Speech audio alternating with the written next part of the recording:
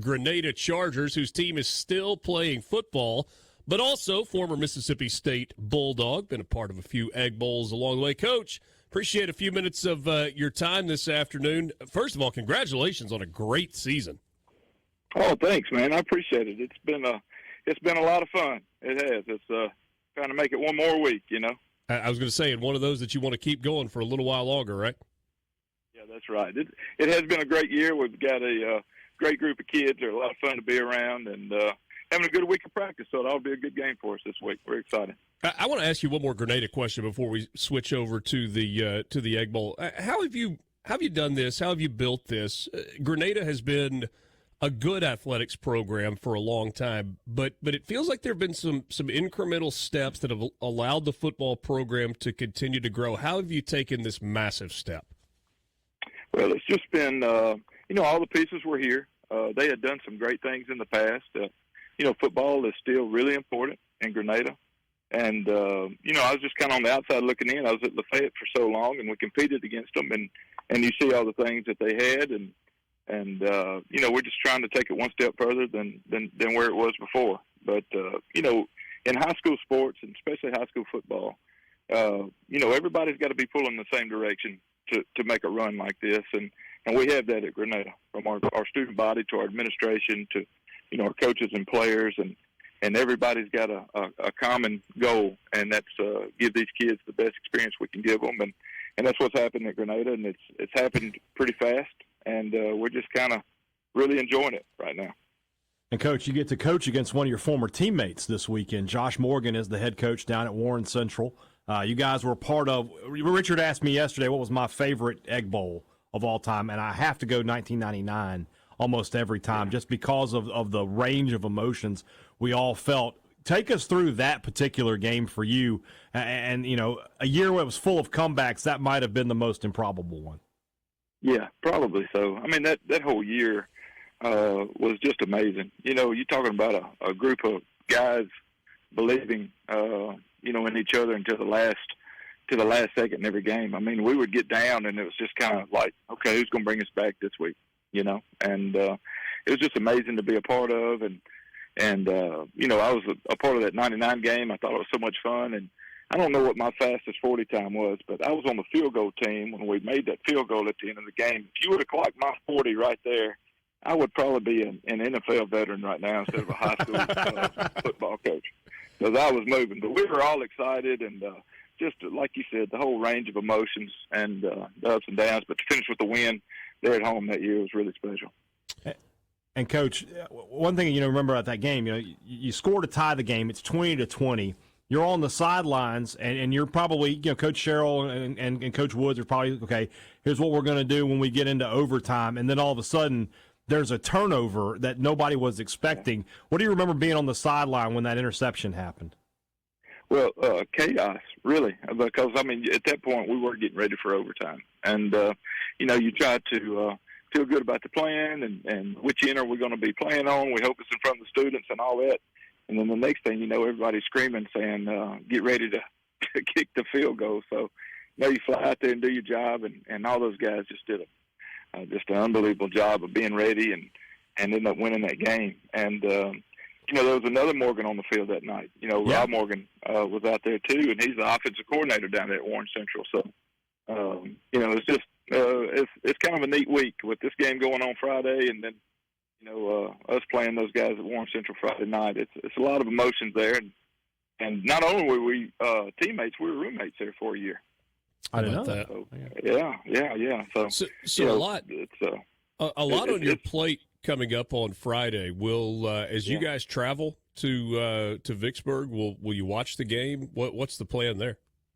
Yeah, I think so. It's I'll have it on the phone. I'm sure we're traveling, and we're leaving. I think just right before the kickoff and heading down south. And I've been so locked in on this game Friday night that it's been hard to think about the Egg Bowl butch. But I'll be honest with you, on Friday afternoon, I'm going to need something to take my mind off of this game with Warren Central. So I think the Egg Bowl's at the perfect time for me.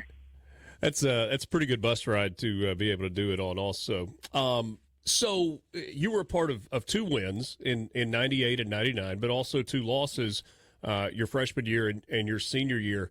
Take us through the range of emotions, because as good as it feels when you win those games, and those are the memories certainly that you hang on to, most people that are around football say, yeah, you never get over the losses either. So the first year, I mean, obviously that 97 game where Ole Miss goes for 2 late is a crazy one, and then 2000 as well. Yeah, and the thing about it, probably I don't. It's hard for me to compare so many years later, but we all knew each other. There was a lot of Mississippi kids playing on those teams, and so when they said that hung with you, win or lose, and the bragging rights and all that, I mean, you would run into those guys occasionally. Now, we didn't have Twitter, or I don't even know if we had cell phones back then, but so it wasn't kind of the access that we've got nowadays. But you knew those guys, and you want to beat those guys, and we were all recruited by the other school. Also, so if you chose one school over the other, you really wanted to make them like it and win the game and all that type of stuff. But the 2-point game was really tough because we got in a huge fight before that game. You remember? Yes, and, I remember it well. Yeah. I mean, that was crazy. I remember coming out of we didn't have a tunnel. That's when we used to dress on the opposite end from where they do now. We would have a ramp we would walk down to the game. And the offensive linemen were always the last ones to come out. They bring the big boys out last because, to be honest with you, you'd wear us out more than you'd warm us up. So we didn't have a whole lot of workouts or stretches to do. But we would come out last, and by the time we got to the bottom of the ramp, everybody was sprinting towards the field. And it was pretty wild there for a while. And, fights happening all over the field and all that. And then, the emotions of the game, and then to not finish at the very end like that was tough. You wanted to say that we lost the game but won the fight, but I'm not sure we did that either. So I don't know. It's just so long ago. You kind of make up whatever story you want. There's not as many people hanging, that can fact check you like it used to be. So, but it was a wide range of emotions that day, and that was a tough loss for sure. And then the one in 2000 was my senior year there, and we had a really good football team.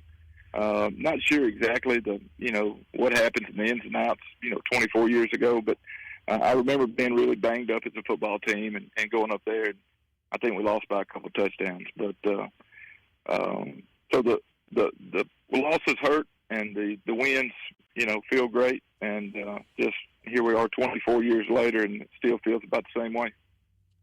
And Coach, you think about that 98 game, your other trip to Oxford. I mean, you won a championship that day. You went in the SEC West and getting to secure a bid in the SEC championship game. Yeah. What I remember about that game the most, and we only got a couple minutes left, is J.J. Johnson, not sure if he was going to play, and him just absolutely gutting it out there in the first half to get you a couple touchdowns.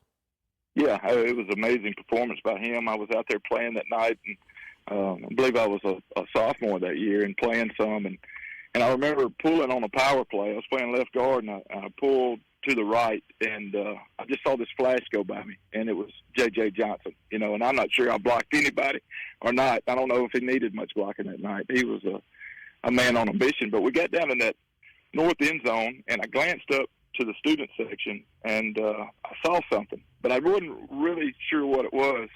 But it kept getting bigger and bigger, and I dodged it at the last second. It was a fifth whiskey bottle came flying by me. So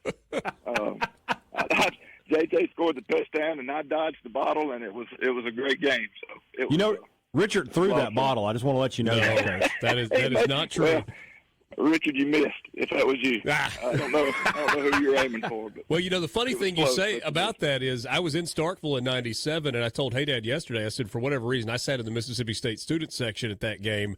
I was still in high school at that point, and I got to I did not dodge the bottle that came at me at the end of that ball game. So maybe you're better at dodging bottles than I am. I just got lucky that night, I think. I believe that's all it was. That's fair. Coach, we appreciate your time. Wish you and your team all the best.